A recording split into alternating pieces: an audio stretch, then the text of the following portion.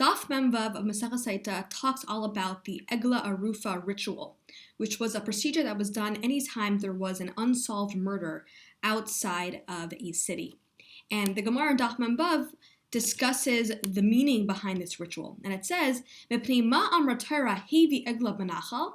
Why did the Torah tell us to bring this calf into this valley, where it was then decapitated? Amar Kadosh Baruch Hu, Hashem said, "Yave davar shaloi asa peres."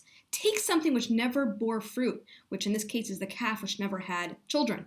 V'ya'aref b'makom she'ein isa peres, and bring it to a place which also does not bear fruit, which was this valley which was not able to produce any produce.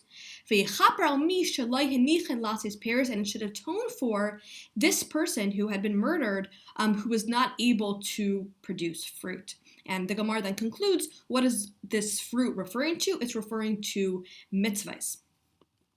Now the Maharal explains what is the comparison between fruit and mitzvahs, and he says just like this land where this calf was decapitated in the process of the Egla Rufa was not able to actualize its potential, right? It has potential to produce fruit, and the earth which is not able to actualize that potential is similar to the person who was murdered, who was not able to fulfill their potential of fulfilling mitzvahs. Now, some of the Acharonim ask, what's the comparison here, right? With the calf and the land, they never bore fruit, right? The calf never had any offspring, and the land never bore any fruit. But this person who had been murdered, we assume, had performed some mitzvahs prior to being murdered, and it's just that he won't be able to perform any more mitzvahs.